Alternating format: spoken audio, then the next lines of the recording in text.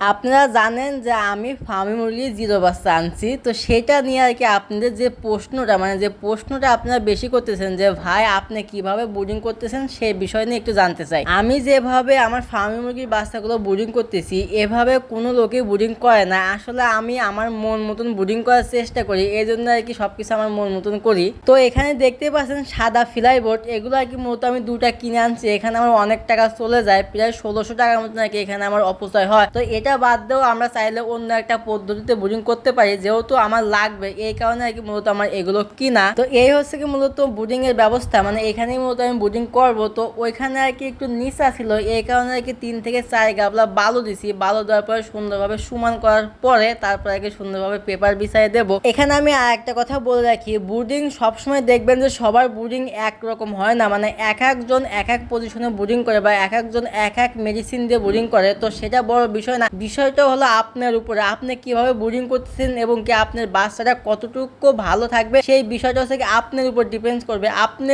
যতটা ভালো থাকবেন, মানে এক কথা আপনি যতটা হার্ড থাকবেন, শক্ত থাকবেন, সেক্ষেত্রে আপনার বাচ্চাও ততটা শক্ত থাকবে। এটাই হচ্ছে মেন বিষয়। আমি মূলত দুইটা ফ্লাই বোর্ড কিনি, ফ্লাই বোর্ড না বোর্ড বলে যাই হোক, সাদা বোর্ড, সেই বোর্ড দুইটা বোর্ড কিনি। এক একটা বোর্ড আমার কাছ থেকে 800 টাকা নেয়। তো 800 টাকা দিয়ে আর কি আমি দুটা বোর্ড নিয়ে আসি, তারপরে আমি বাড়িতে এনে তিন তিন 6টা আর কি খন্ড করি। 6টা খন্ড করার পরে তারপর আর কি টোটালি আমার যে ফার্মের ভিতরে ছোট একটু জায়গা, সেই জায়গাটা টোটালি আর কি ফিল আপ হয়ে যায়। এর আগের ভিডিওতে আমি আপনাদেরকে বলছিলাম যে আমি ফার্মি মুরগির বাচ্চা 1000 ফার্মি মুরগির বাচ্চা আনছি। তো আসলে মূলত আমার এই ছোট্ট একটা ফার্মের ভিতরে 1000 ফার্মি মুরগির বাচ্চা আটে না। সেই ক্ষেত্রে যদি আপনাদের কারো ফার্মি মুরগির বাচ্চা লাগে তাহলে অবশ্যই আমার কমেন্টে বা SMS এর মাধ্যমে বলতে পারেন, আমি ইনশাল্লাহ আপনাকে ফার্মি মুরগির বাচ্চা দেওয়ার চেষ্টা করবো। আর আমি যে ফার্মি মুরগির বাচ্চাগুলো আনছি এগুলো মূলত বিক্রি করার জন্য আনছি, কারণ এগুলো আমি সুন্দরভাবে 1 মাস লালন পালন করবো। A to Z vaccine complete করার পরে যখন এটা ডিমের জন্য প্রস্তুত হবে তখন আর কি মূলত এটা বিক্রি করে দেবো আর কি।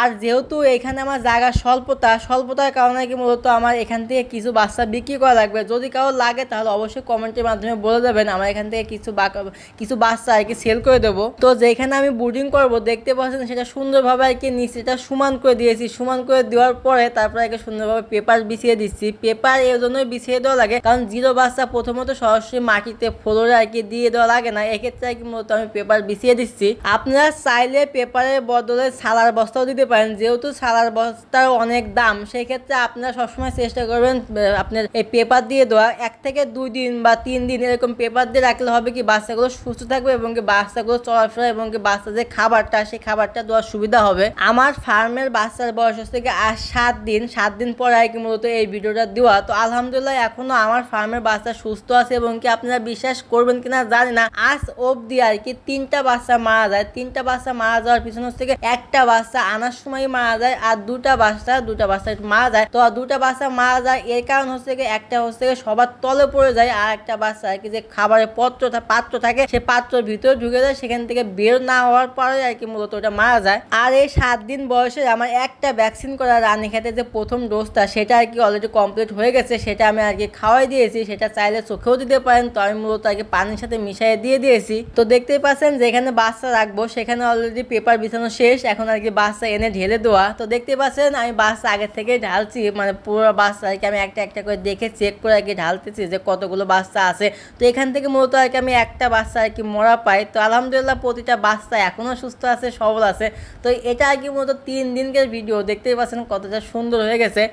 আজকের ভিডিওটা হচ্ছে 1 থেকে 3 দিনকার ভিডিও, মানে এই 2 দিন আমি কোনো ভিডিও করতে পারি না একটু ব্যস্ততার কারণে। তো ইনশাল্লাহ কালকে থেকে আবার নতুন ভিডিওর আপডেট দেবো। তো সবাই ভালো থাকবেন, সুস্থ থাকবেন। আজকের ভিডিওটা বেশি বড় করবো না, এখানে শেষ করবো। আল্লাহ হাফেজ।